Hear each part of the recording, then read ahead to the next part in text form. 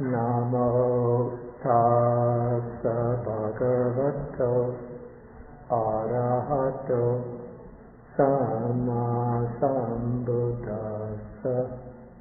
Namo tassa bhagavato arahato samma sambuddhassa.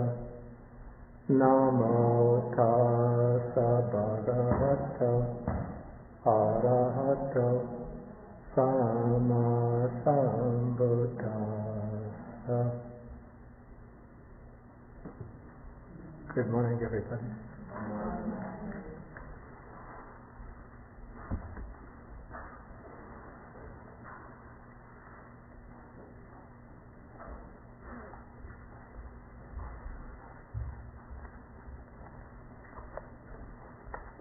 Okay, we continue now with our study in the last chapter of our book. This is the chapter called The Planes of Realization, and this chapter deals with the different stages of attainment along the path to Nibbana.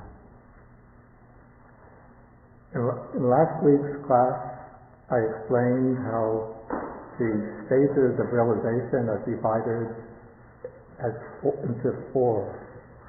The final stage is the stage of full liberation, the stage where the mind is completely released from all of the bonds and fetters, and this is the stage called arahatship. But the attainment of arahatship generally doesn't take place instantaneously, but along the path there are certain preliminary stages of realization in which one gradually eliminates ignorance and the defilements. The first stage, which marks what we call, or what the text called, the breakthrough to the Dhamma, Dhamma Visamaya. This is called stream entry, or Sotapatti. At this stage, the disciple who has been developing insight systematically, methodically, intensively, reaches a point where the mind breaks through all conditioned phenomena and momentarily gets a glimpse of that state which is unconditioned. This is Nibbana. And at the time that one makes this breakthrough to the experience of Nibbana, one simultaneously realizes all four noble truths. So this is called the gaining of the eye of Dhamma, the Dhammacakku. This is the eye that sees directly into the truth of the Dhamma, comprehending all four noble truths simultaneously. With the attainment of the stage of stream entry, one becomes fixed in destination, niyatta, which means that one is bound to reach final liberation. One cannot fall back anymore. And it's said that one is bound to reach final liberation in a maximum of 7 more lifetimes. So even if one doesn't make a very determined effort, just the stream of the Dhamma into which one has entered will carry one along, so that one will naturally develop the required spiritual faculties, and then one will in time break through the remaining stages till one arrives at the final stage, the stage of full liberation or arahatship. So the person who becomes the stream enterer is fixed in destination and sambodha parayano. This one has full enlightenment as his or her destination. That is, they can never fall away from the eventual attainment of full enlightenment. They already have, I call this the quarter moon of enlightenment, and they're bound, just like the quarter moon during the waxing phase is bound to eventually turn into a full moon, so the person at this stage is bound to reach the full moon of full enlightenment. At this stage, with the arising of the I of Dhamma, the disciple permanently eradicates the first three of the 10 fetters. What are these first three fetters? The first is called Sakkaya Ditthi, which we can explain as the view of a truly existing self in relation to the five aggregates, taking the five aggregates to be either the self, to be identical with the self, or having the view that within the five aggregates there is some kind of truly existing self, the self which might possess the aggregates, be comprised within them, or a kind of universal self that embraces the five aggregates. So one cuts off this Sakkaya Ditthi, the view of a truly existing self. One cuts off doubt about the Buddha, about the Dharma, about the Sangha. Because now one has seen the truth of the Dhamma, and so one knows this is the same truth that the Buddha himself has realized and taught, and so one knows that the Buddha is Sambuddha, the enlightened one. One has seen the Dhamma itself, so one has no doubts about the Dhamma. And because one has seen the truth of the Dhamma, one knows that there are other people who, by following the same path, have realized the truth and become members not of the monastic Sangha, but of the Aryan Sangha. This is the spiritual community of the noble ones. So one cuts off the fetter of doubt. And the third fetter one cuts off is clinging to rules and other types of observances with the belief that merely by observing these rules and other observances, one is able to reach liberation. One knows that the way to liberation is the Noble Eightfold Path, not these external rules and observances, particularly intended here are the kinds of ascetic practices that were undertaken in India during the Buddha's time.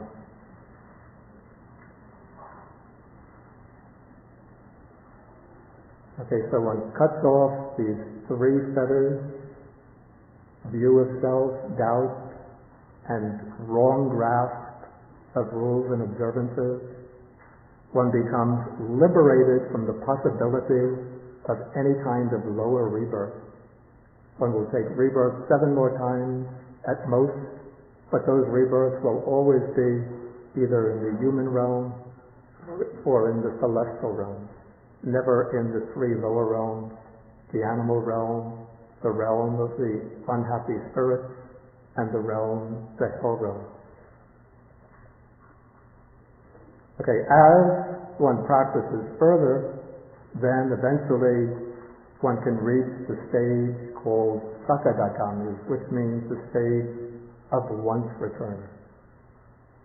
Okay, the once returner doesn't cut off any new fetters, but he strengthens his spiritual faculties to the point that he weakens greed, hatred, and delusion to such an extent that he can't come back to this world more than one more time. He'll have only one more rebirth into this world. So such a one can be reborn again as a human being and reach final liberation in his next human rebirth. He can be reborn in one of the divine realms or heavenly realms, reach final liberation there, or he can be reborn in one of the heavenly realms, then come back one more time to the human realm, and then reach final liberation. So this is the once returner.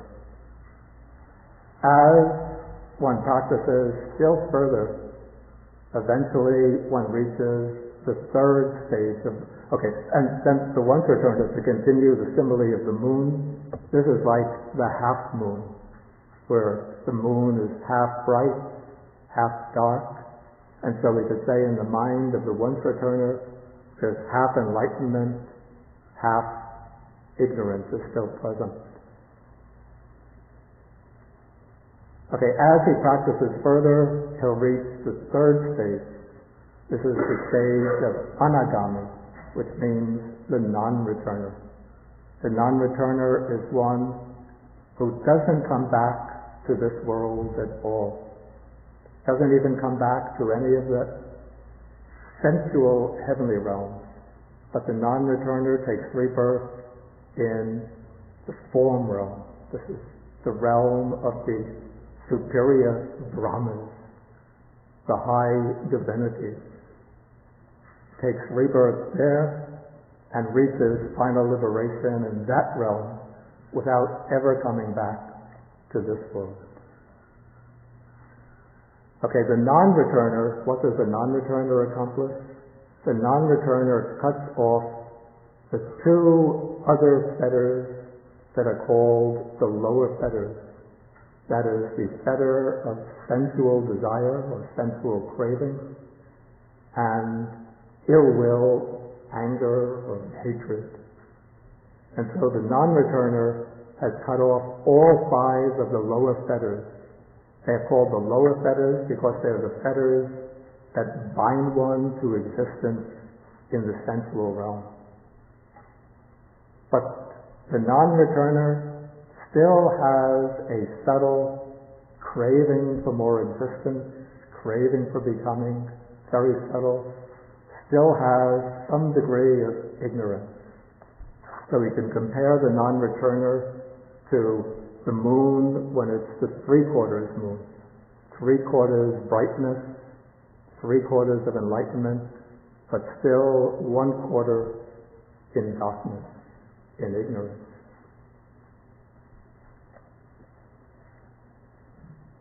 Okay, as one practices still further, then one can reach the fourth and final stage, either in this life or in some future life. That is the stage of arahatship. And the arahat cuts off the five subtle fetters or higher fetters. That is the fetter of craving for existence in the form realm, the fetter of craving for existence in the formless realm, the fetter of subtle conceit, the sense I am, the fetter of restlessness, and finally the last fetter, ignorance. And so the arhat is one who is in this very life attains the undefiled liberation of mind, liberation by wisdom, and is completely freed from the cycle of birth and death. Okay, so those are the four stages, the classical stages of liberation. But now I want to come to the new section. Now we're on page 390, section number 5.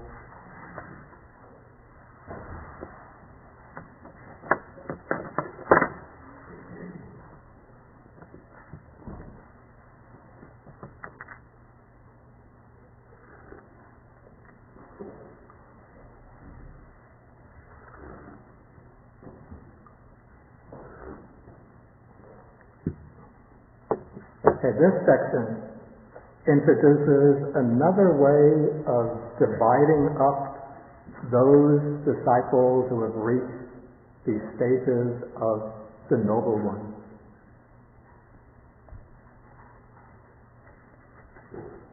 Okay, this is a sevenfold division,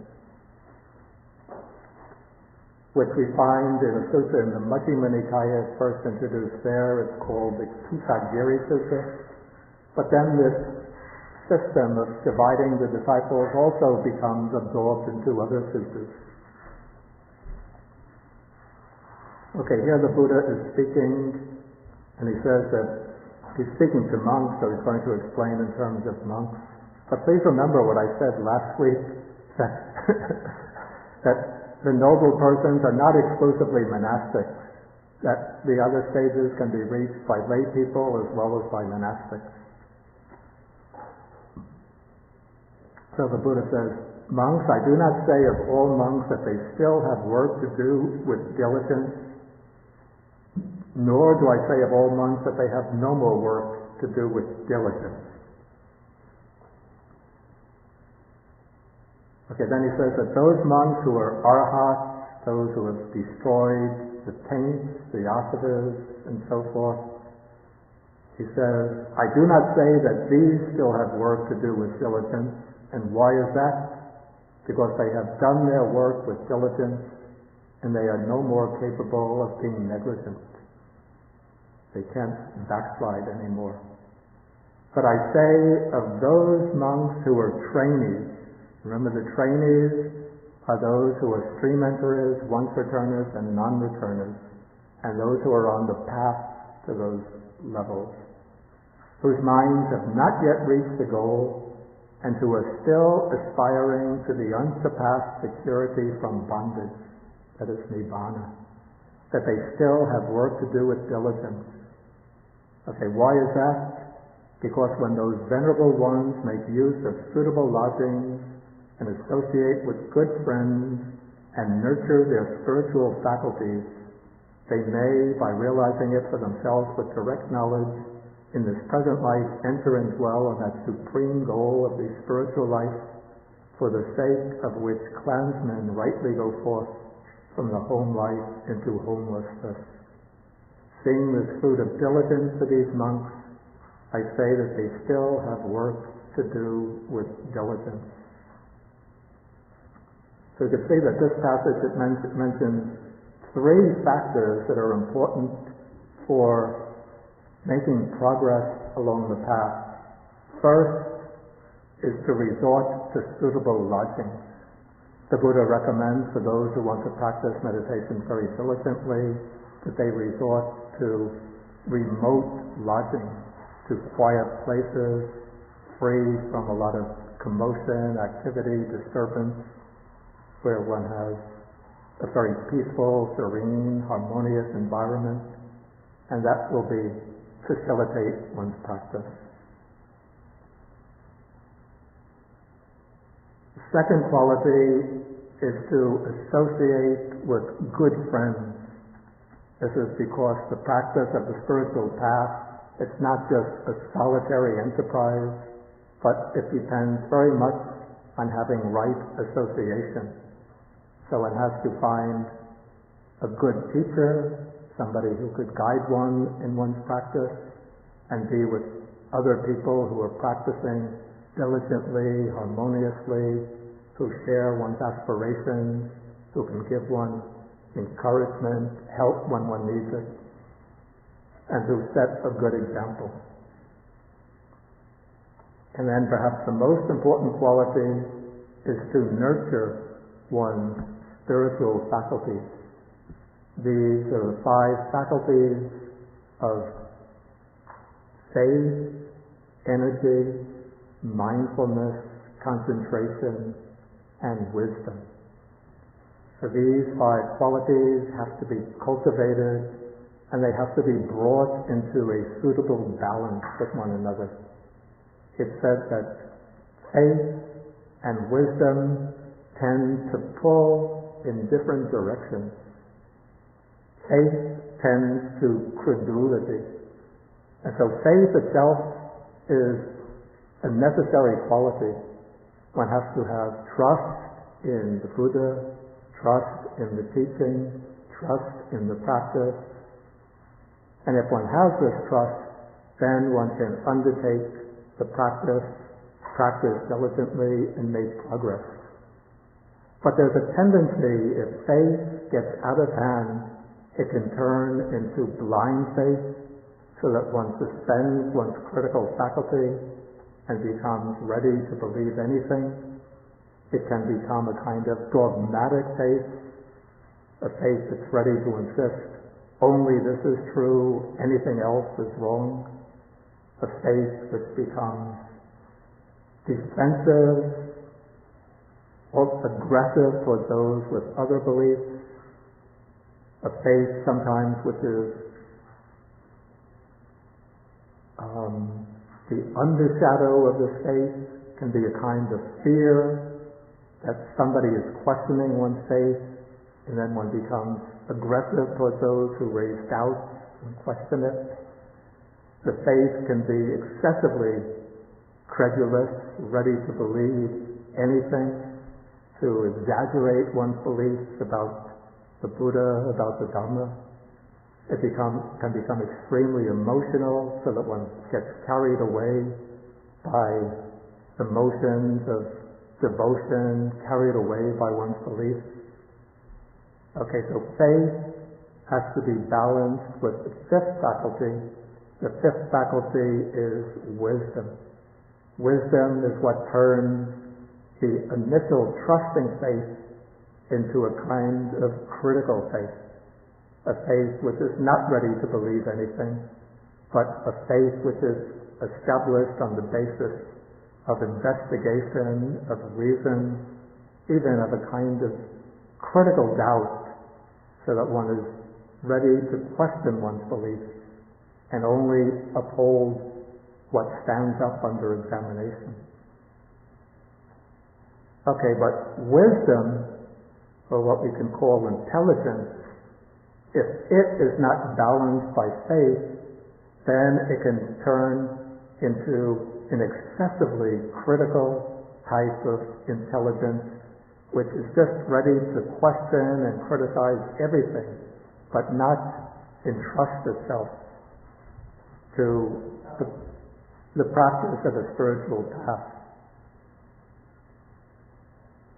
And so, in order for this intelligence to develop into true wisdom, then it has to be combined with faith. It's through faith that one trusts the Buddha as the teacher, the Dharma as the path, and then it's through intelligence that one questions and investigates to the point that one can, through direct insight, confirm one's faith, and thereby this intelligence turns into functional wisdom. So, faith and wisdom, let's say faith and intelligence, have to be balanced to turn faith into a kind of confirmed confidence, confirmed trust, and to turn intelligence into functional wisdom, operative wisdom.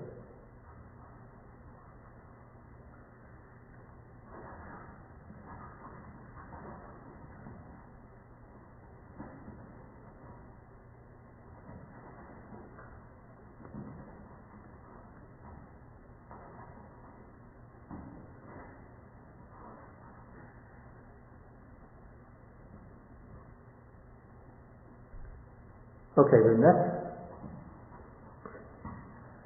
microphones were not made from the monastic robe. Okay, the other two faculties that have to be balanced are energy and concentration. Energy is what activates the mind. Energy is what enables one to apply oneself to the practice. Energy is the factor that's responsible for clearing up and removing unwholesome mental qualities, for developing, arousing wholesome mental qualities. And energy is what pushes one to vigorously cultivate the practice. But if energy branches off and takes its own trajectory, it can turn into restlessness and agitation, just determined effort without any kind of quieting influence. And so energy has to be counterbalanced by concentration, or we can say by calmness, mental collectedness. So when energy is properly balanced with mental composure, calmness, then the energy instead of turning into excessive strain, excessive vigor, and instead of giving rise to restlessness and agitation, the energy becomes tranquil energy, a calm, majestic energy, which can remain softly in the back of the mind, always pushing oneself forward, but not straining one and causing tension and inner nervous restlessness. Okay, then calmness or concentration has to be activated by energy. If there's just a kind of calmness or tranquility without sufficient energy, it tends to sluggishness, to stagnation, to just a state of inner quietude, but without that force, without that vigor that enables that concentration to function as a base for the arising of wisdom. Okay, so concentration or this inner calmness has to be balanced with effort or energy. And so when effort and inner calmness merge together, then the concentration becomes strong, bright, powerful, able to serve as a base for wisdom. Then the fifth faculty, actually in the sequence, the third faculty is mindfulness.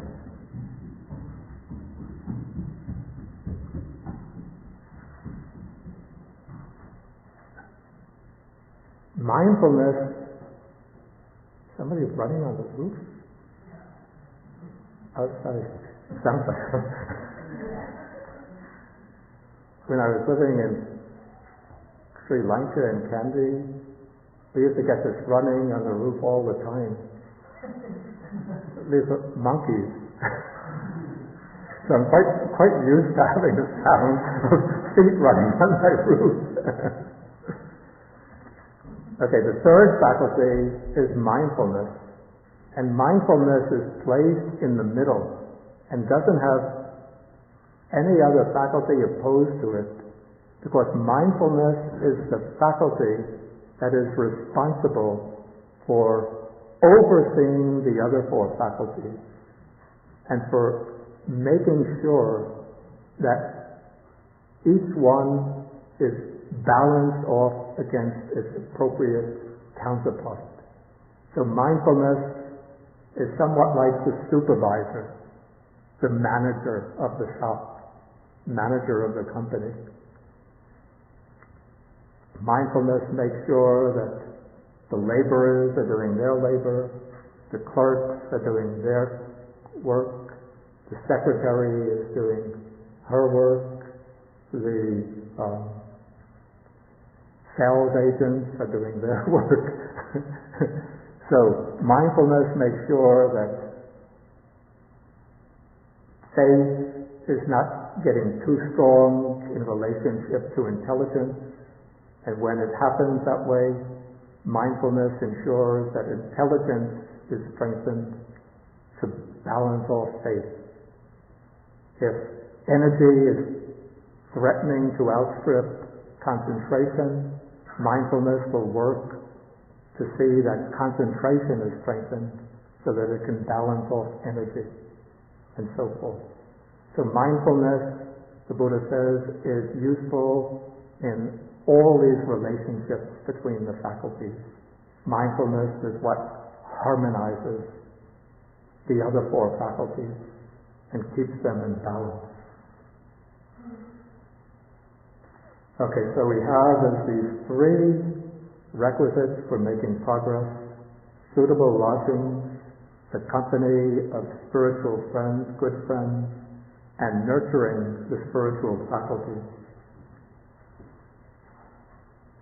Okay, now the Buddha introduces the scheme of the 7 kinds of noble persons. First, he'll just mention their names, then he'll explain what they mean. The seven is one called liberated in both ways, and liberated by wisdom. The third is the body witness. Fourth is one attained to view. Perhaps this should be attained through view. One liberated by faith, a Dharma follower, and a faith follower. I'll write the Pali names for these on the board.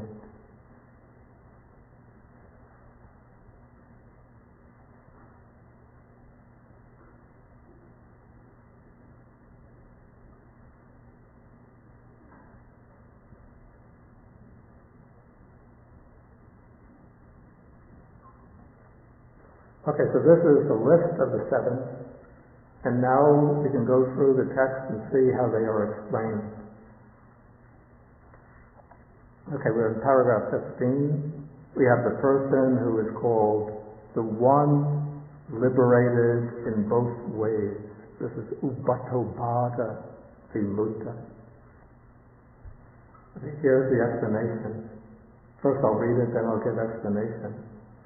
Here, some person contacts with the body and dwells in those liberations that are peaceful and formless, transcending forms, and his taints are destroyed by his seeing with wisdom. This kind of person is called one liberated in both ways. Then the Buddha says, I do not say of such a monk that he still has work to do with diligence. Why is that? He has done his work with diligence. He is no more capable of being negligent. In other words, this means that this person is an arahant. Okay, now it's said that this person contacts with the body and dwells in those liberations that are peaceful and formless, transcending forms.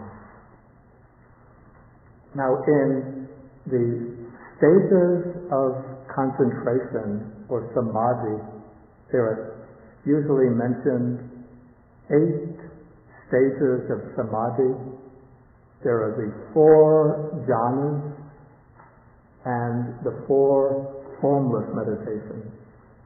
And beyond these, there's the stage called Sanya Vedaita Nirodha, the cessation of perception and feeling. It's a stage or a meditative attainment in which perception and feeling come to a stop completely.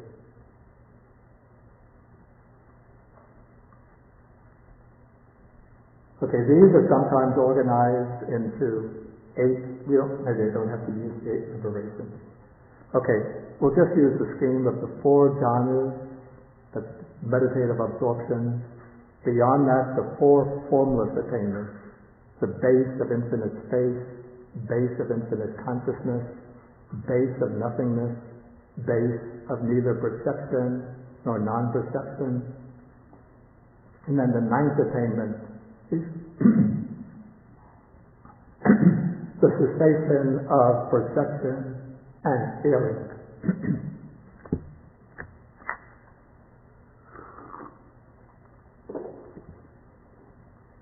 Now, the person who is called liberated in both ways is able to attain these formless liberations. He's able to achieve sometimes all 4 formless meditations and the cessation of perception and feeling.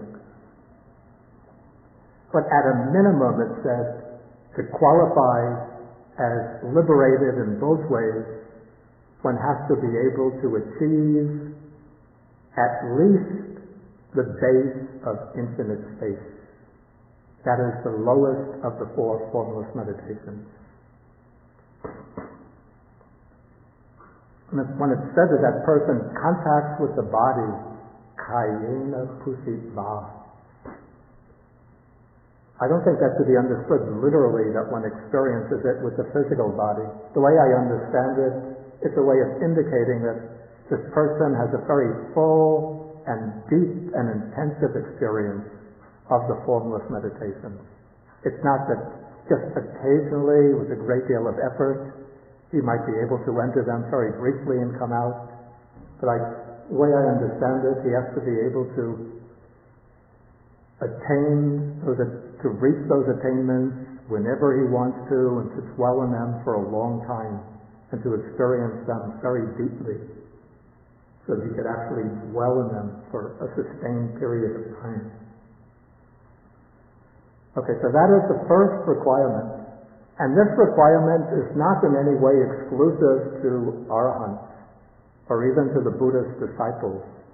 Many of these attainments, the formless attainments, were known in India even before the Buddha arose.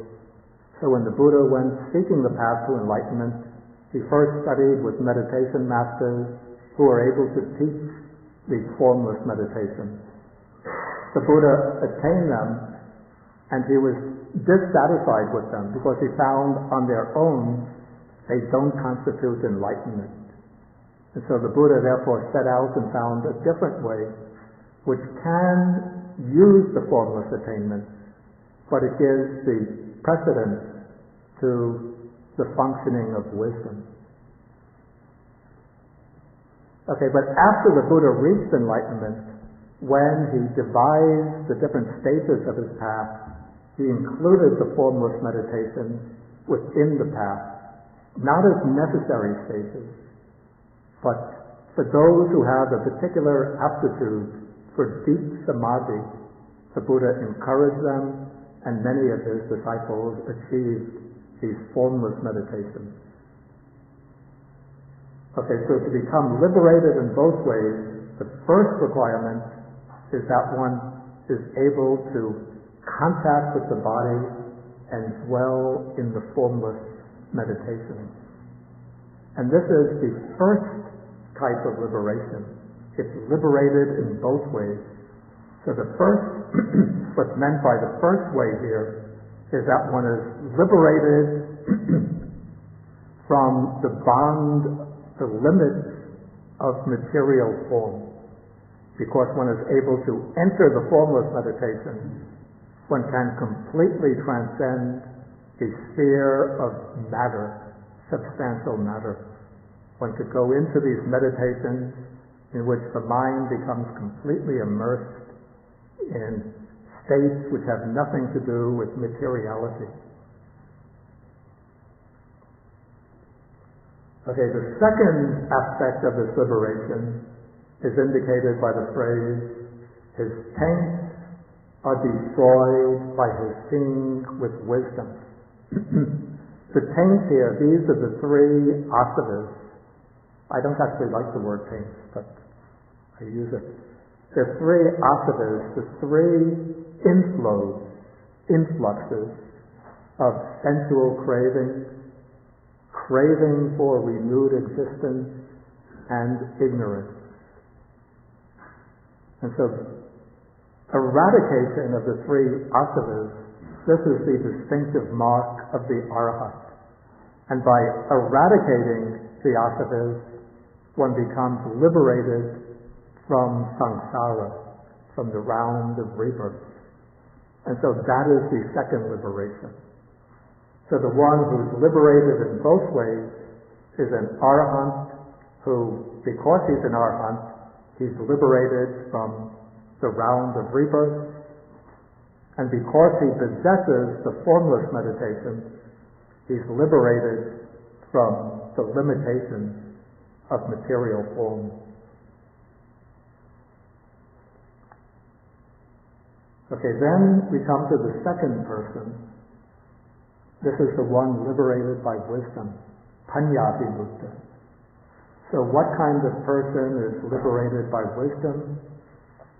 Here, some person does not contact with the body and dwell in those liberations that are peaceful and formless, transcending forms, but his taints are destroyed by his seeing with wisdom.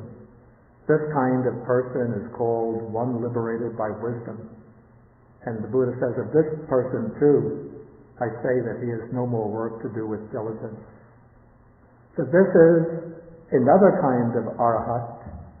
He is destroyed the taint through wisdom, and so he's liberated from samsara, from the round of rebirth. But this person doesn't attain the formless liberation.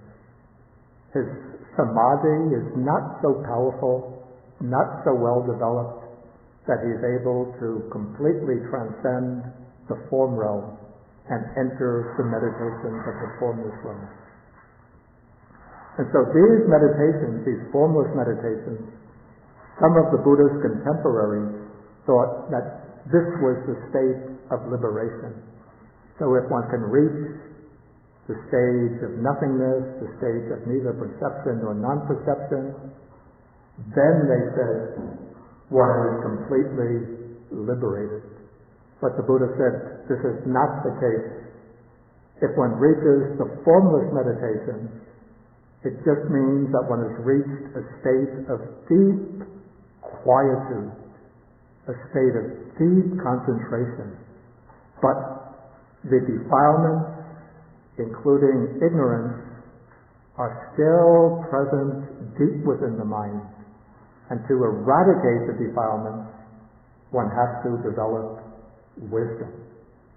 And so the stage, or the special practice that the Buddha introduced was the practice of insight, which brings the maturation of wisdom. And it's wisdom that brings liberation. But for those who develop deep samadhi, the Buddha praises them and encourages them, and he gives them the special designation, liberated in both ways. Those who lack that samadhi, but develop their wisdom to the point where they can cut off the defilements, are liberated by wisdom. One who is liberated by wisdom generally will still have some attainment in the jhanas. The 4 jhanas are defined by the Buddha as samma-samadhi, right concentration. So in the oldest texts, we can see that when the Buddha is describing any arhat, he usually describes him as one who possesses the 4 jhanas. Over time, however, there developed in the commentaries the idea that there is a kind of arhat liberated by wisdom who doesn't attain the jhanas. This comes to be called the sukha vipassaka, which means the dry insight arhat. One who develops insight, but this insight is called dry because samadhi moistens the mind. It makes the mind soft, tranquil, smooth. And so when one develops wisdom without this very deep samadhi, the insight is somewhat forceful, sharp, and dry. Okay, so over time there emerges in texts like the Visuddhimagga, other commentaries, mention of the dry insight arhat. But in the oldest texts and the sutras, we generally see the arhat, even the one liberated by wisdom, to be in possession of the 4 jhanas, or at least one of them.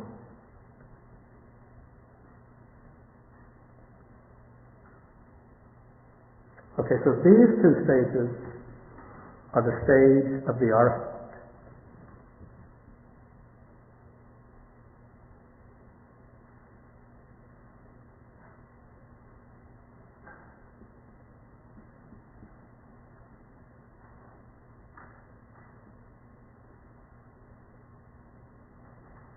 Okay, so now we come to the next 3 who fit into a group.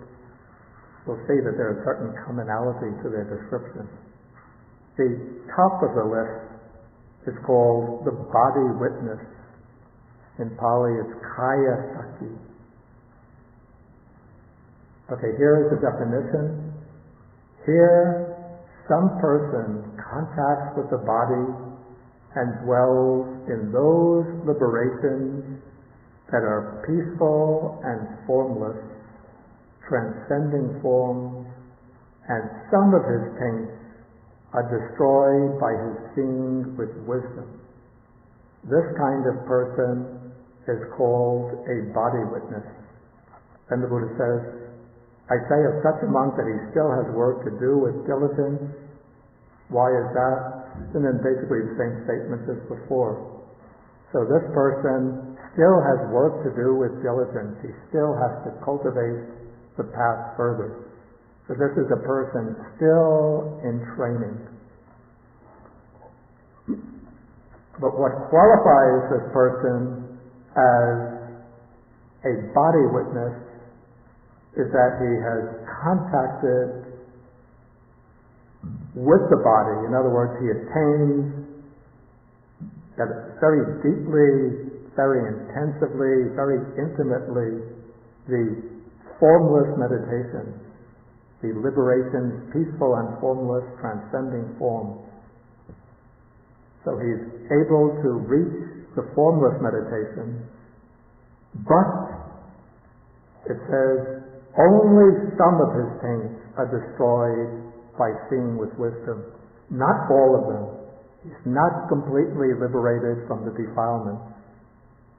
He actually has not yet eradicated any of the taints, but he's reduced to some extent the defilements, the taints.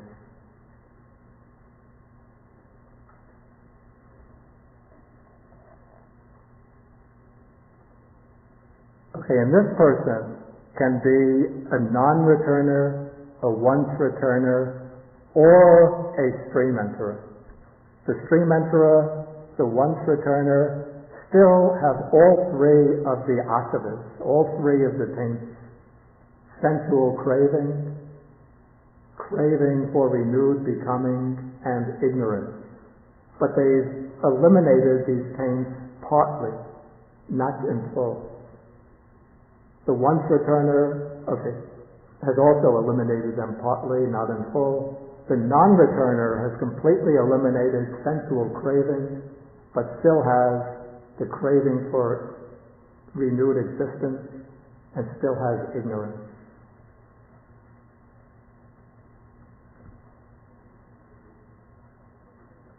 Okay, so then we'll come to the next person.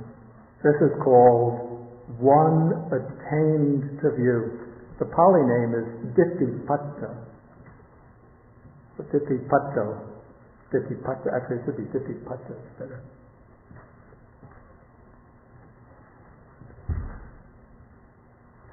And because of the way Pali compounds are formed, it's hard to say whether, Ditti means view, Patta means attain.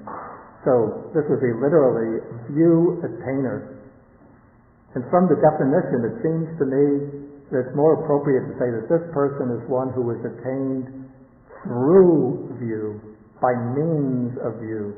In other words, by means of wisdom. Okay, here is the definition.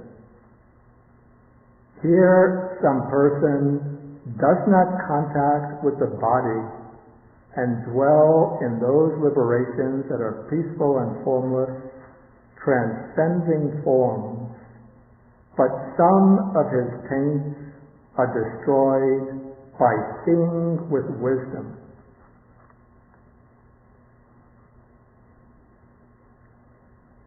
Okay, this part of the definition, we can say, matches the definition of the body witness, except that there's one important difference. The person attained to view is not able to attain the formless meditation. Or if he attains them, he doesn't have any kind of mastery over them. He's not able to dwell on them, touching them with the body. But he has eliminated some of his taints by seeing with wisdom, which means that this person is at least a stream enterer. So he's somewhere between the stage of stream enterer at the minimum non-returner at the maximum. Then the next phrase explains the distinctive attribute of the person attained to view. He has reviewed and examined with wisdom the teachings proclaimed by the Tathagata, by the Buddha. This phrase emphasizes that the special faculty of one attained to view is wisdom. This person attains by giving special attention to wisdom, by reviewing, examining, investigating the Buddha's teachings, and then penetrating into the truth of the teaching through wisdom. So this person, we could say, is the trainee, the person in the stage of training who is tending to reach, as an arhat, the stage of liberation by wisdom. The person who is the body witness, number 3, that person, when he reaches arhatship, when he eradicates all of the defilements, he'll reach arhatship as one liberated in both ways. And so there's a relationship, we could say, between 3 and 1 and 4 and 2.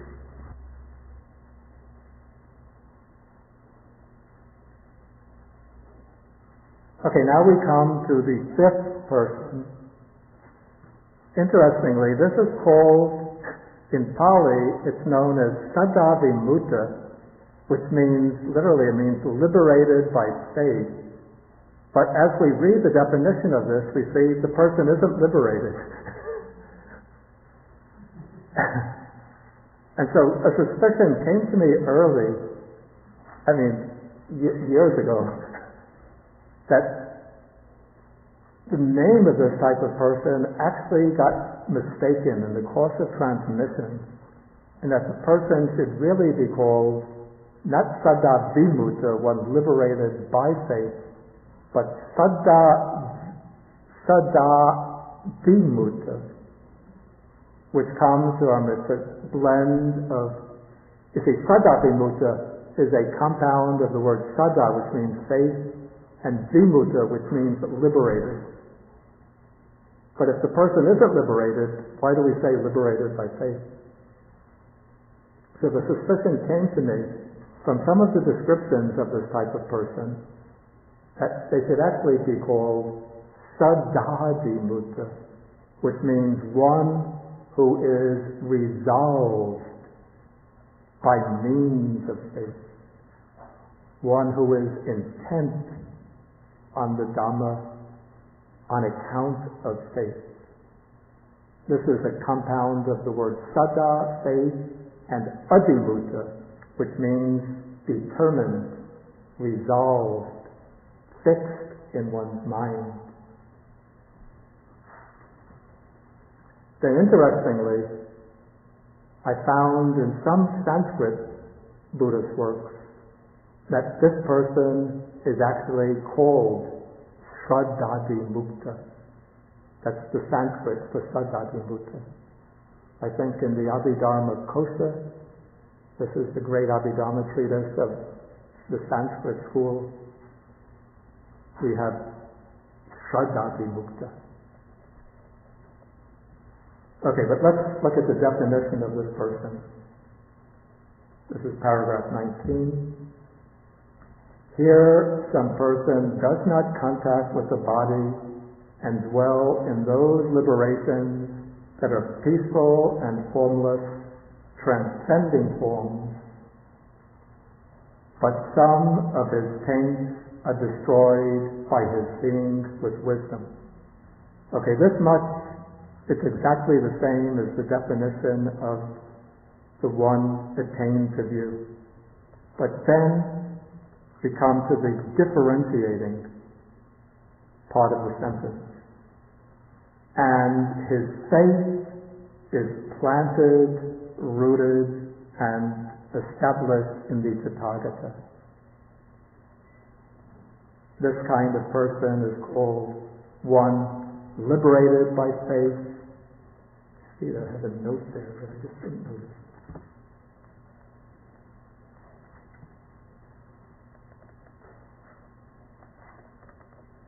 Note not so helpful for me. Okay. So what's distinctive of this person is that he has faith which is planted, rooted, and established in the Tathagata.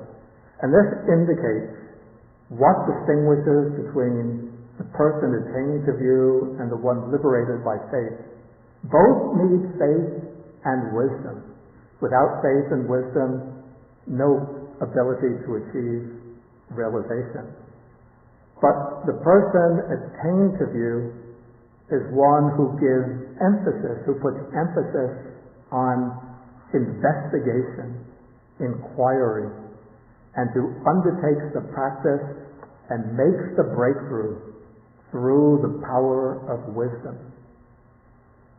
The person liberated by faith or resolved through faith also makes the breakthrough by means of wisdom. Wisdom is the knife that cuts through the darkness of ignorance and brings realization. But the strong point of this person, their motivating force, their dominant faculty, is their faith and devotion to the Buddha. And we actually can see this, not talking about noble disciples, but even in most practitioners in Buddhist countries. You could say that there's a small number of people who really like to study the Dhamma, to investigate, to raise questions, to reflect on the Dhamma.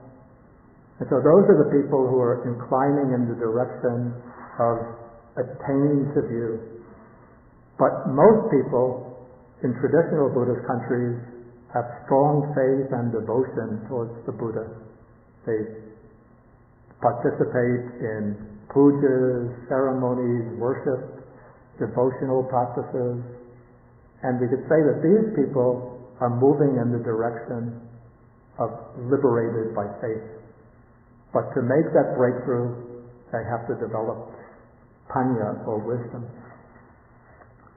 Okay, now these three people, these three classes, as I said, can include anyone at the lower three stages of realization: stream enterer, once returner, non-returner. But now we come to the sixth and seventh person. If you remember, last week I said that each stage of attainment has two phases. One is the stage of attainment itself. The other is the path leading to that stage. Now these two people, the Dhammanusari and the Sadhanusari, these are two people who have reached the stage, who have reached the path leading definitely to stream entry. These people at this stage cannot pass away without attaining stream entry. They are bound to reach stream entry. Okay, let us see how they're defined. Okay, first we come to the person who's called Dhammanusari, which means a Dhamma follower, or one who is flowing along with the Dhamma, or flowing along through the Dhamma. The word Anusari has the meaning of flowing along. Okay, here some person does not contact with the body and dwell in those liberations that are peaceful and formless, transcending forms, and his taints are not yet destroyed by his seeing with wisdom. Okay, that's a very important phrase. His taints are not yet destroyed by seeing with wisdom. This person has not yet eliminated any of the taints in any degree yet.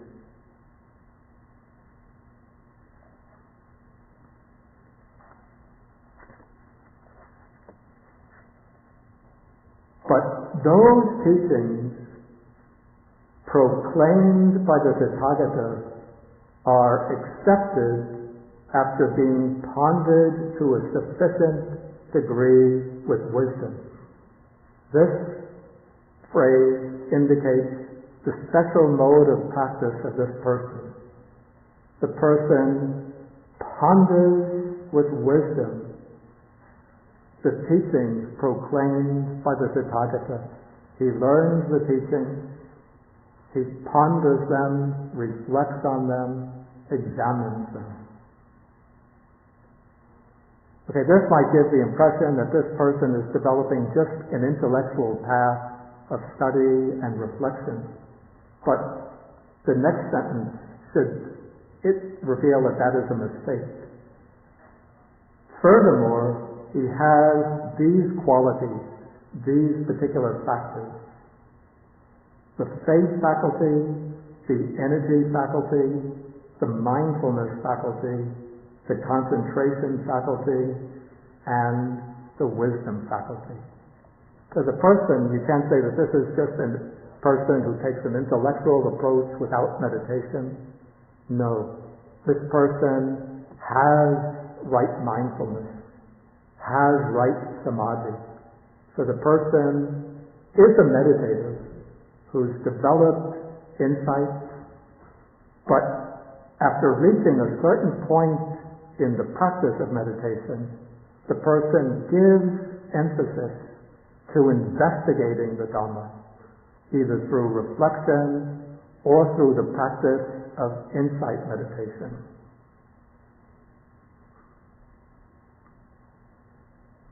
Okay, so this person is emphasizing the practice of insight, and through the maturation of insight, this person has reached a stage where they've left the realm of ordinary persons and entered onto the definite path, the irreversible path to liberation. But they haven't yet made the breakthrough to the first stage of attainment, the first stage of realization.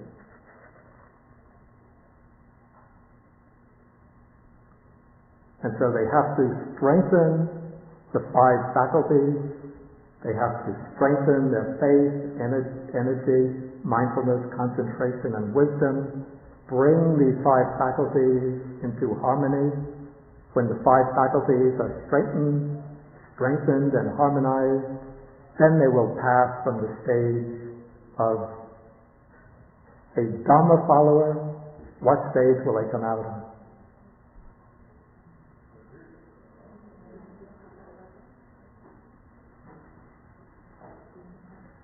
Speak out loud. Right. Ditthipata. This is the person who is moving on in such a way that they will come out as Ditthipata. And when they reach Arhatship, how will they come out? As probably Panyavimutta. I should have mentioned also the Saddhavimutta. It's not so clear where this person will come out. I think the Saddhavimutta can go in either direction. Come here, or can go here.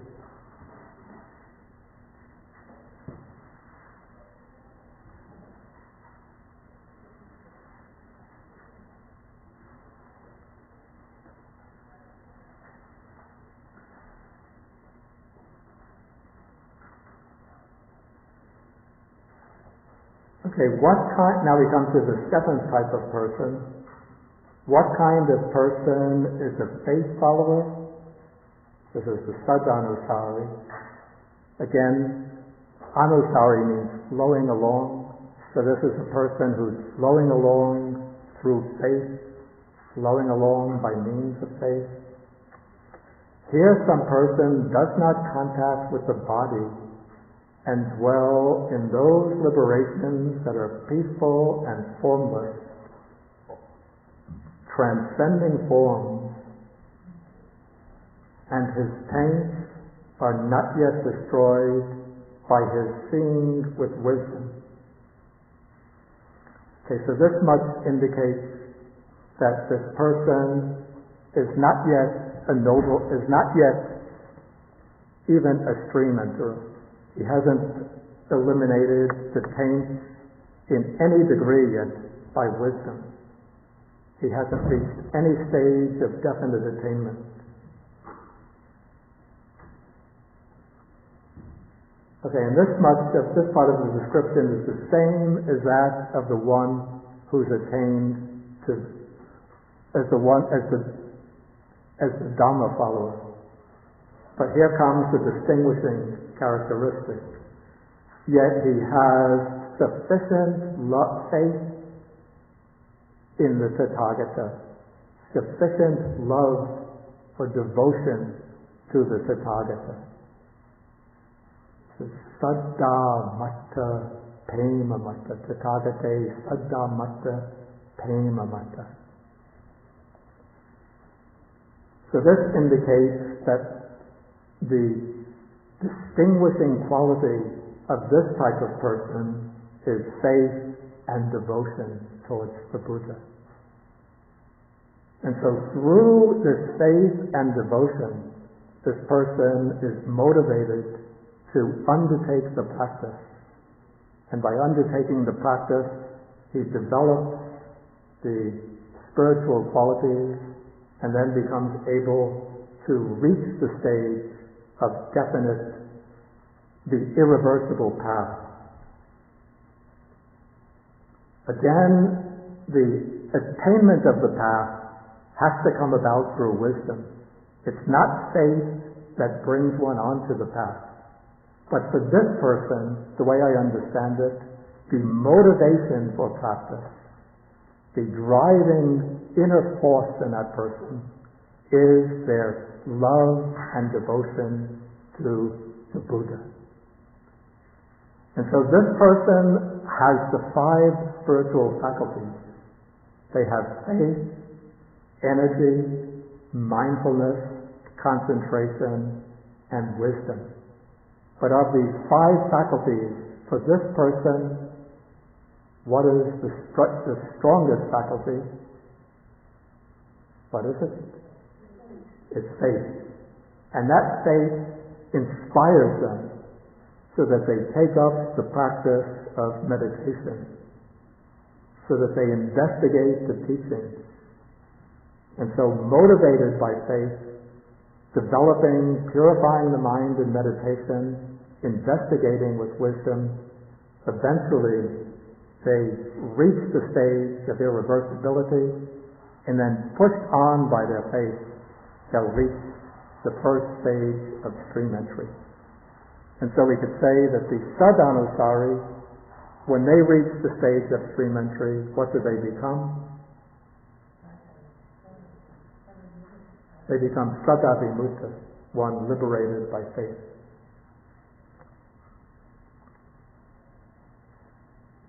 Okay, this completes the 7-fold types of individuals.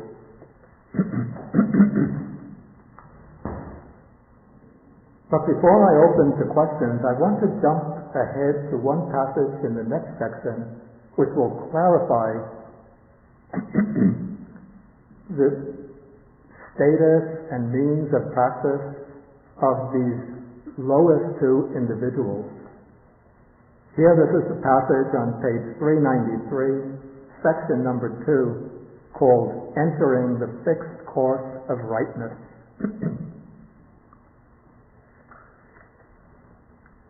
So this is a very important expression.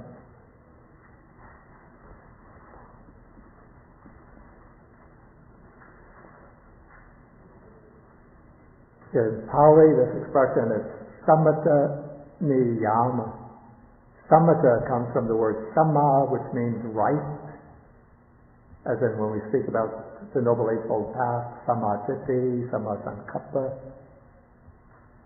And then it has sama, gets this TTA at the end. Why does it have TTA? What? Right, it becomes an abstract noun. Okay, so that's why we call it rightness. So it actually means the truly noble Eightfold Path. And then niyama means something like fixed determination, the fixed way. In Chinese, is this zhang zhui hui? Is that what it is? Zhang zhui hui? Stage, way is stage. Yeah. Way, not, I'm sorry, did I say way? I'm getting into that habit then. Yeah, zhang is rightness, zhui is fixed. Yeah, like shui jing, zhang, zhui, wei.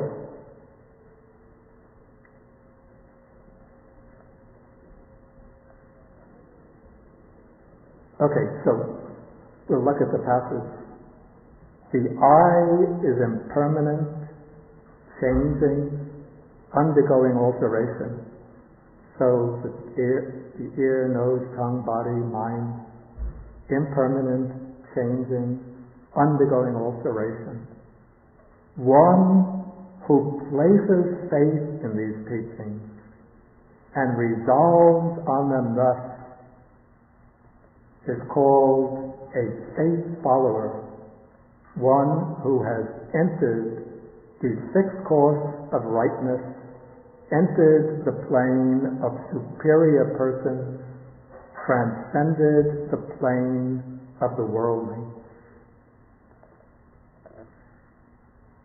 Okay, so here we have the teaching on the impermanence of the six sense faculties.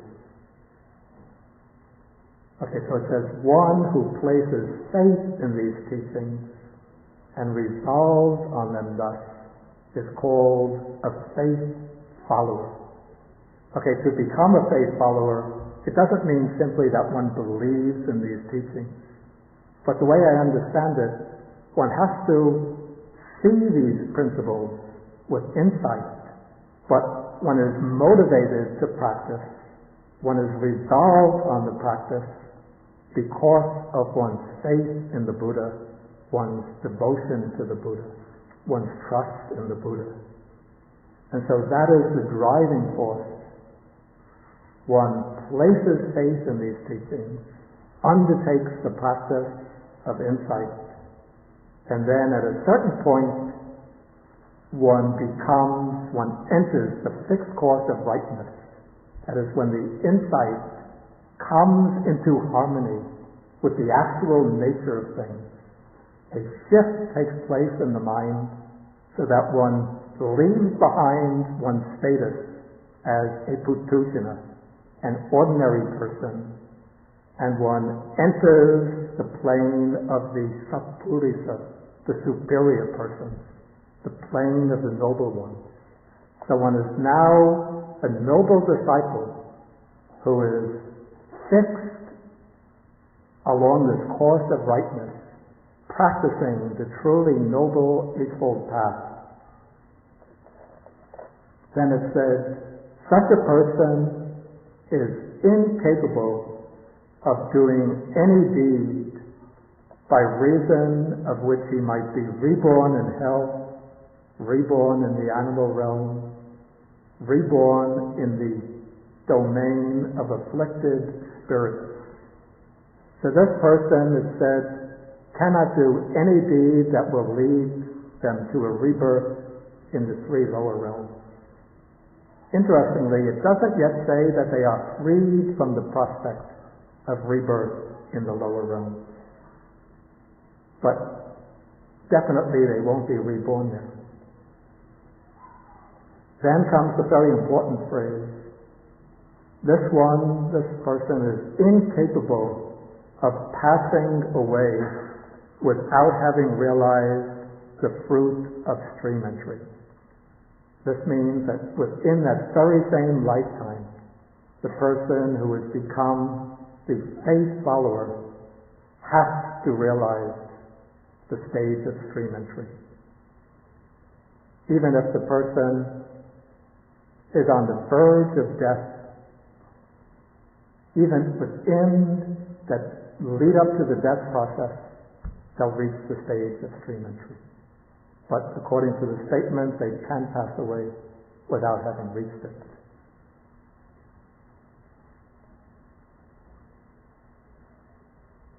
Okay, this is the explanation of the faith follower, the seventh person in this scheme. Now we come to the Dharma follower. One for whom these teachings, this actually begins with the same opening statement. The I is impermanent, changing, undergoing alteration, and so on. Then it says, one for whom these teachings are accepted thus after being pondered to a sufficient degree with wisdom is called a Dharma follower, one who has entered the fixed course of rightness, entered the plane of superior persons, transcended the plane of the worldlings. And then such a one too can't do any deeds by which they can be reborn in the three lower realms, and they're incapable of passing away without having realized the fruit of stream entry. So the distinguishing characteristic of this person, unlike the faith follower, he's not one who resolves on the teaching through faith, but rather he's one who ponders the teaching with wisdom. Again, he has the 5 spiritual faculties, but he gives precedence to the faculty of wisdom. And so his motivation for practice is investigating the Dharma, examining things.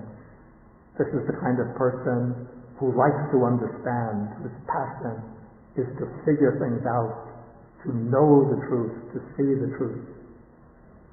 And so as this person is pondering, reflecting, examining the impermanence of the sense faculties, they make this shift or transition from the stage of ordinary person to the stage of the noble person. But this one, because they give emphasis to wisdom, they are called a Dharma follower.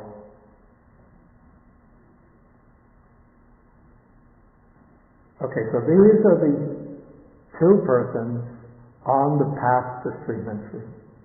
Then the last paragraph says, one who knows and sees these teachings thus is called a stream enterer, no longer bound to the lower world, fixed in destiny with enlightenment as his destination. So the distinguishing mark of the stream enterer is that he's passed to the point where he knows and sees actually more than just the impermanence of the sense faculties, but what he knows and sees are the dhammas that make up the 4 noble truths. So this one can see all 4 noble truths. And by knowing and seeing the 4 noble truths, one becomes the stream enterer, who is completely released from the possibility of rebirth in the lower realms, fixed in destiny, that means bound to reach full liberation, and he has full enlightenment as his destination.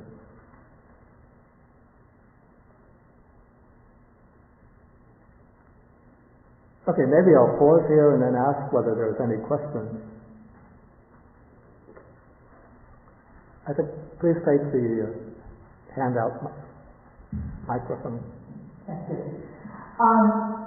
I hear a difference in the 2 faith followers. The second, this paragraph we just worked on, talks about faith and impermanent teaching, which is, I think, more specific than the earlier faith in the Tathagata. Yeah, that's very interesting. So, is both, are you a faith follower who doesn't get gotten with impermanent teachings, or? Maybe this sheds some light on what is meant by having faith in the Tathagata. It's probably not just a personal faith, a faith in the Buddha as a person, but it's a faith in the Buddha as a teacher. And so one is willing to accept what the Buddha teaches on faith, and then that becomes the basis for one's practice. But it's an interesting point. The different phrases seem to highlight different aspects of that faith. But there are many more teachings in the impermanence. Yeah. This is actually the beginning of a chapter. See, it's chapter 25, sutta number 1. Then there are 10 suttas in that chapter, and each one gives a different teaching. So I just took, in order to give an example, I just took the first teaching. But I think they're all phrased in terms of impermanence. But of course there are many different teachings of the Buddha, but for some reason this chapter is just taking impermanence, changing, becoming otherwise. But it develops that in regard to, here it's the 6 sense faculties, and it's the 6 sense objects, 6 types of consciousness, 6 types of contact, 6 types of feeling. Then I think it goes into the 5 aggregates, 4 elements, 6 elements maybe. I don't remember all the chapters. But aren't we going into wisdom from faith with that? With those teachings? Yeah, but my point is that even to reach the stage of the faith follower, what brings that transition is still wisdom. It's always wisdom. But the difference, the way I understand it, between the faith follower and the wisdom follower is what is their driving motivation. What is that sort of, or let us say their dominant passion. In the case of the faith follower, his motivation, his sort of dominant passion is his faith and trust in the Buddha as a fully enlightened teacher and the teachings of the Buddha as the way to liberation.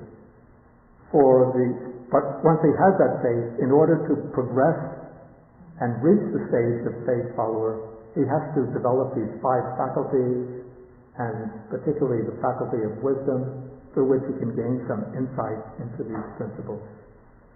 For the wisdom follower, or the Dharma follower, the driving motivation, the dominant passion, is that urge to understand, to disentangle the mystery of the nature of the world and see what is the real nature of things. And so motivated by that, he'll investigate and make that breakthrough.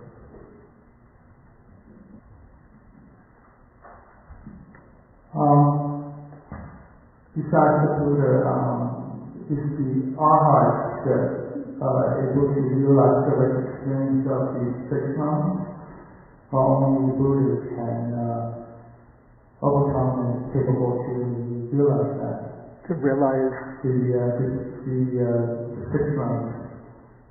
The realms of existence. Yeah, exactly.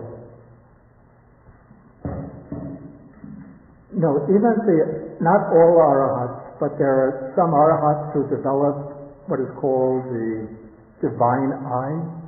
This is the kind of spiritual vision through which they can see beyond things that are visible to the sensory eye. And so they can also see other realms of existence. But not all arhats have that ability, but those who develop the divine eye can see into other realms. So, if that becomes a fruition... Wait, take the microphone. So, if you have faith in practice comes to fruition, you can direct, anybody can have direct experience to this, the 6 realms of existence. So you're saying? Yeah, those who direct their mind to develop those, that special ability will be able to do so. Okay. But it takes a lot of training, they say.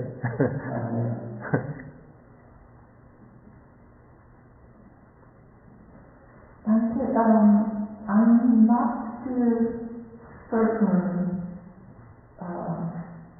or I don't still understand about the contact with the body part thing. Contact with the body. Right. Seems to me the number 1 has a contact with the body, and then everything with the wisdom has no contact with the body. But don't forget, in this formula, that expression, contact with the body, is used only in relation to the formless meditation. Right. Maybe to show that the experience of these formless meditations is an especially intense experience. And so the functioning of wisdom is described here in a different way. It doesn't use that expression, contact with the body. But there is a sutta, in fact I think it might be in this book. Let me just see if I can remember where it is.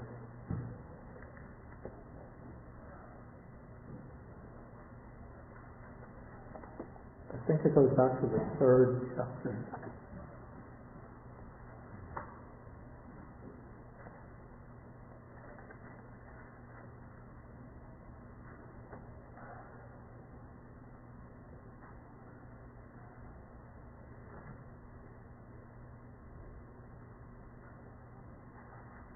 Yes, on page 100, in paragraph 20, here the Buddha is describing a disciple who has undertaken the different stages of practice, and towards the end of this paragraph, he says, okay, having scrutinized, he strives, resolutely striving, he realizes with the body the supreme truth and sees it by penetrating it with wisdom. It's not the phrase, it doesn't use the word contact. That is pusita, kayena pusita. But here it uses realizes, kayena satchikatma, paramang satchang. And then penetrating it with wisdom, panyaya.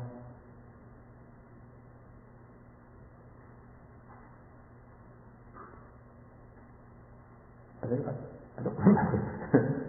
Okay, so with wisdom, usually the verb that is used is seeing. Wisdom is considered something like a visual faculty. So one sees with wisdom. But the experience of the deeper meditative states is almost like a tactile experience. And so it's described as contacting with the body. It's just metaphorical usage. Don't take these metaphorical expressions too literally. Does it have anything to do with in the sixth jhana? Like you do not have a mental feeling of happiness, but body still feeling happy by body or something like that? That comes in the description of the 3rd jhana. Is it third jhana? Yeah. Has nothing to do with the body feeling? No.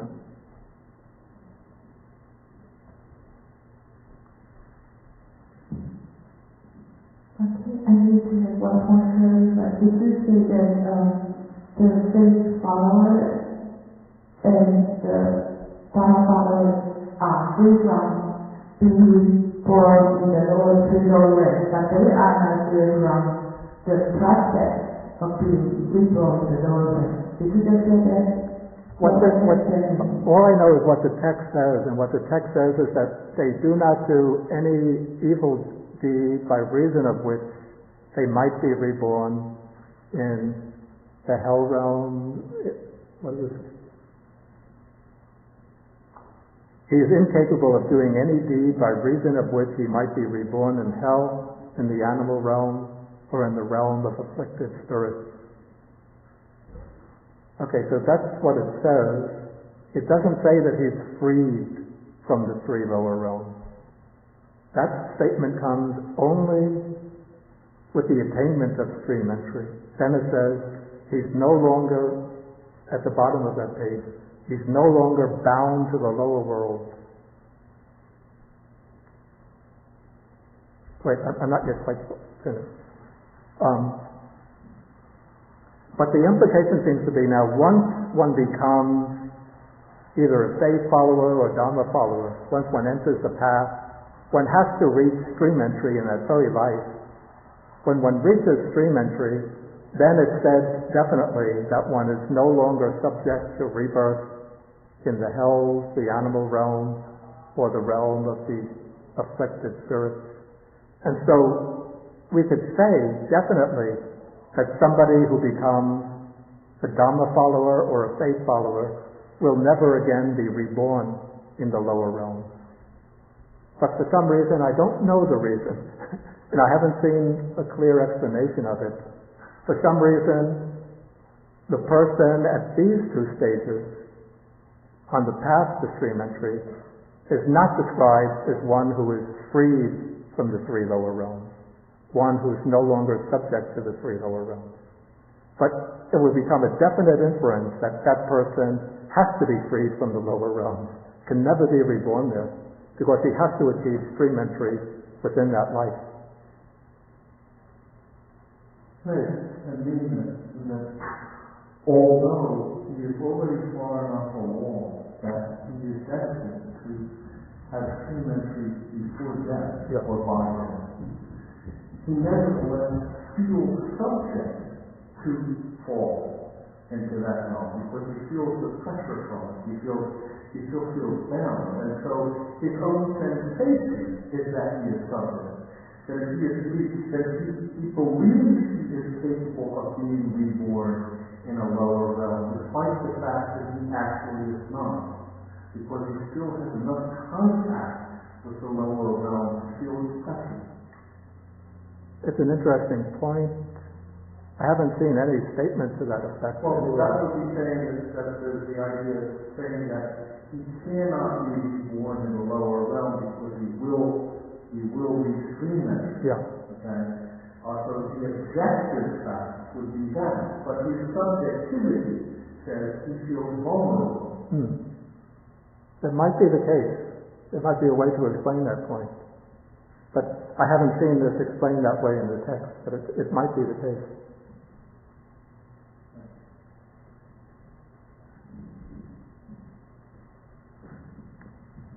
So this thing is like there's two different categories of people. So Right. Yeah. Put it closer to you. From the Indian philosophy, you have like the Bhakti yogis that was faithful, and then you have the meditator that was more, so the religion at that time was kind of common. Yeah, actually the different yogas of the Indian tradition probably really evolved at a later time. But we can see a correspondence here. Okay, let us say that there's a certain correspondence. In India that's called, or what they call the three, sometimes four yogas or three margas. The four yogas are Jnana Yoga, which is the yoga of knowledge, the Raja Yoga, which is the more meditative yoga, Bhakti Yoga, the yoga of devotion, and then Karma Yoga, the yoga of action. You might say that there's a correspondence between Jnana Yoga and the path which is taken by the Panya-vibhuta Arhat, the Ditthipata, and the Dhammanusari. The Raja Yoga, this is the yoga of meditation, emphasizing strong samadhi, seems to correspond to the way taken by the both ways liberated, Upato Bhaga Vimuta Arhat, the Kaya Sati trainee, and we don't have a counterpart to the lower. I'm going to come to that in a moment. Bhakti Yoga seems to have some correspondence with the path of the Sadhanusari, Sadhavimuta, but we don't have one who's liberated through bhakti. Then Karma Yoga, we don't have a counterpart. Maybe that becomes the Bodhisattva path. That's the path of action in the world, with a mind free from attachment, free from concern with results. What? Well, the four yogas of Hinduism, maybe the seeds were already developing in the early period. but they don't become constituted as distinct paths probably till, I don't know what century, but probably after the Christian era they become. The Bhagavad Gita is second century BC and already recognizes these, at least, some of these paths. So maybe they start really to crystallize right about the 2nd century BC. Knowing the quality of the person, understanding the person gives you so much insight into, the way different people practice. Right, And that the factor of wisdom is the turning point of wisdom where it turns into. Yeah, I wanted to bring up one point that I just touched on briefly just right now. But before I take another question, I want to come to this one point. One thing that one might notice when we come to these first two stages, those who are entering the path, we don't have here, and this is a puzzle to me, a counterpart, or let's say the preliminary phase of one who's going to be Kaya Sati and Upato Bhada Vimutta. We don't have one who gives special emphasis to strong concentration. And this is something of a puzzle because in the Buddha's time, there would have been yogis coming into Buddhism from other communities, spiritual communities, where they would have been practicing these deep formless meditations. Even the Buddha himself learned these meditations before his enlightenment. And so there were groups of ascetics practicing these meditations in these forests and hermitages. But it's a little bit puzzling. Why don't we find somebody like a Samadhanusari or Samat or Jhananusari, one who flows along through Samadhi or through Jhana? The only thing I could think of, and it's just pure speculation, is that the practice of Samadhi or Jhana is not something distinctive to the Buddha's dispensation, whereas having strong faith specifically in the Buddha and his teaching, and having the wisdom that investigates the Buddha's teaching, those would be something special to the Buddha's dispensation. So my supposition is that one who comes in to these stages with a background experience of strong samadhi will, at this first part of the path, enter either through Sadhanusari or Dhammanusari. But then when they bring their strong samadhi experience into their practice, then they will go on to Kaya Sati and then to Upato Bhada Vimutta. But again, that's my supposition. Two more questions. The arhat, can a layman attain arhatship, but they have to be ascetic? And my second question is about the time. Let's take each question one question at a time. My memory is getting a little feeble. So people ask two questions. By the time I finish explaining the first one, I've forgotten the second. Okay, the first one, can a layperson achieve arhatship? Now, what is said in the text, the way we have the text laid out, I dealt with this last week. In the standard descriptions, lay people are described as attaining stream entry, once returning, non-returning. When they reach the stage of non-returner, then they necessarily become celibate. So they're leading almost monastic life, even though for some reason they might still have to remain within the household and not be able to go forth as a monastic. Now, as to the final stage, the stage of arhatship, we say in the text that there are some cases of people who, as laymen, they meet the Buddha, hear his teaching, and they reach arhatship.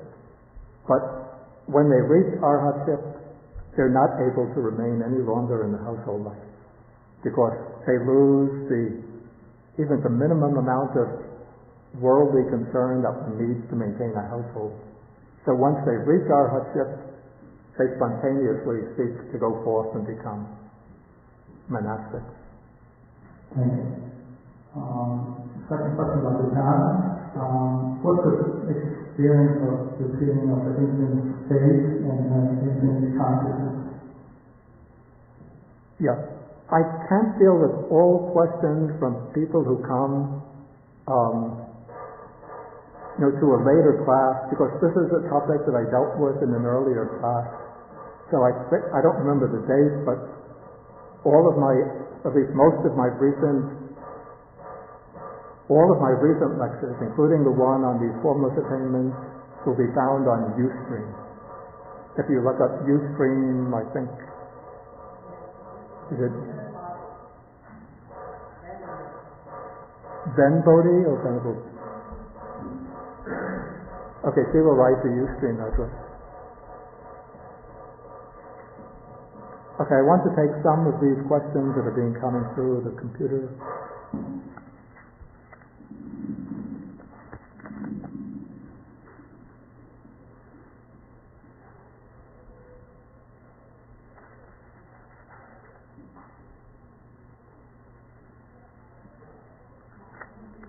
Okay, is the idea of the dry insight...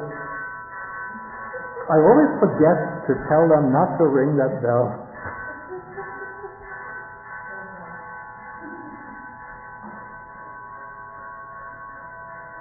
Okay, I'll use this time to ponder these questions.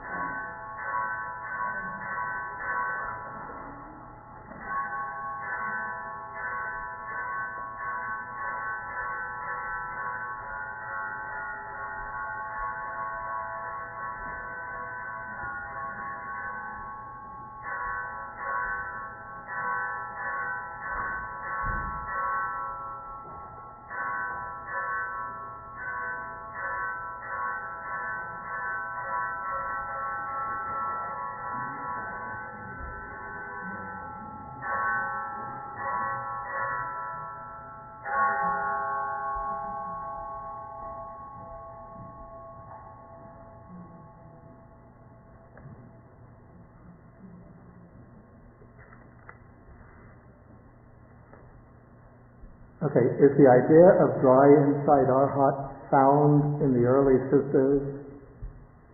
Okay, I said that it's not in the early text, it comes in the commentaries. How does it fit into the 7 categories? The dry insight arhat is included under Panya Vimutta, one of the liberated by wisdom. Okay, second question, how is doubt in the 5 hindrances related to mindfulness in the 5 faculties? I don't know if there's I don't know of any direct relationship, except that through mindfulness one is able to overcome doubt amongst the 5 hindrances. Is the purpose of developing the 5 faculties to reduce the 5 hindrances? There seems to be some correspondence. Usually the 5 faculties are not brought in relation to reducing the 5 hindrances, because the 5 faculties are mainly concerned with developing wisdom. They're part of the path of insight. So one could say of the 5 faculties, of course, faith, energy, mindfulness are important faculties, and then these work together to overcome the 5 hindrances. And when the 5 hindrances are overcome, then one gains samadhi or concentration.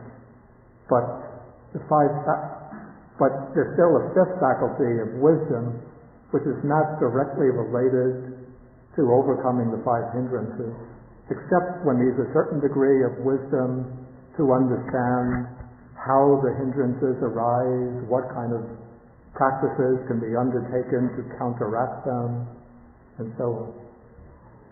But usually the 5 faculties are presented in relation to achieving the stages, the break of the realization through wisdom, because the emphasis there is on the prerequisites for developing the faculty of wisdom, which is then the faculty that brings realization.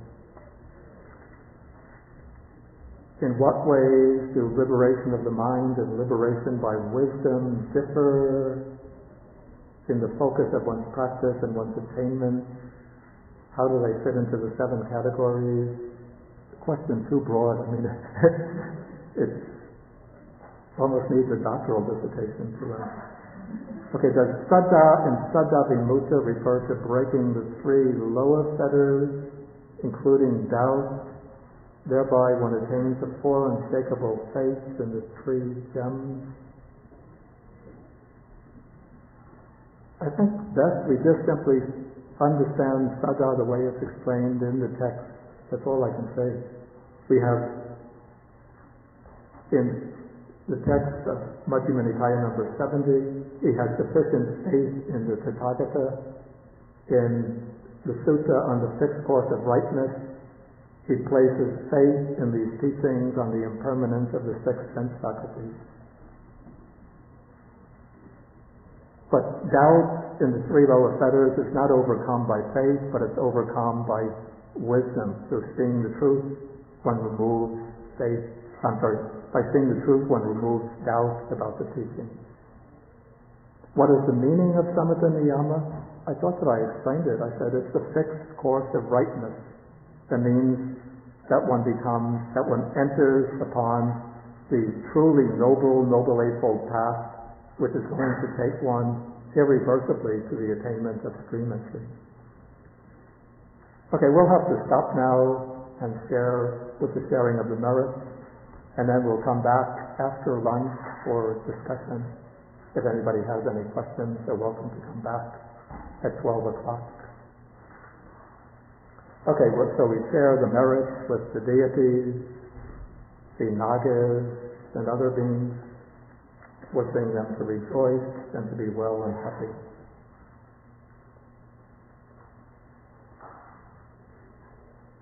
Akasata Bhumata Deva Naga Mahirjika Punyanta Nanumoditva Sirang Rakantu Sasana Akasata Bhumata Deva Naga Mahirjika Punyanta Nanumoditva Sirang Rakantu Desana Akasata Bhumata Deva Nada Mahirjika Punyanta Anumoditva Sirang Rakantu Manparam Etavatatam Hehi Sampadam Punya Sampadam. Do it the short way. Sabbe Devanumodantu Sabbe Bhutanumodantu Sabbe Sattanumodantu Sabba Sampati Siddhya Bhavagupadaya Aditi Hetato Ekantare Satakai Upapanna Rupi Arupicha Asanya Sanino Dukha Pramuchantu Pusantu Nibuting